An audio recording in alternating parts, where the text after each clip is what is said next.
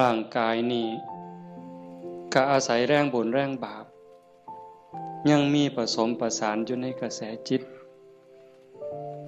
ก็จังได้มีโอกาสเกิดในโอกาสเกิดอาศัยท้องแม่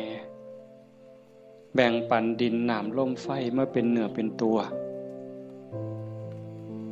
ถึงพ่อแม่สิแบ่งดินน้ำลมไฟเป็นเนื้อเป็นตัวเฮาแต่สิ่งที่ตกแต่งให้เฮาเป็นผู้ยิ่งให้เฮาเป็นผู้ชายเป็นคนขี้ร้ายเป็นคนงามเป็นคนโง่เป็นคนฉลาดเป็นคนถูกเป็นคนรวยอันนั้นขึ้นกับบุญเนี่ยขึ้นกับบุญกับบาปที่ได้เฮ็ดได้สร้างได้ทำไว้ตั้งแต่อดีตก่อนๆเฮาทั้งหลายจังว่ามีบุญมันมาจากขันธ์แล้วหนีจากนรกพ้นนรกพ้นเปรตพ้นอสุรกายพ้นสัตว์เดรัจฉานได้มาเป็นคนยกระดับจากคนมาเป็นมนุษย์มีศีลมีธรรมเข้าใจในเรื่องเล่าของชีวิต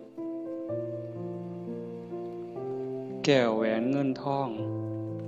เฮาก็หาอยู่ประกอบสัมมาอาชีพเลี้ยงปากเลี้ยงท้องเลี้ยงลูกเลี้ยงหลานอยู่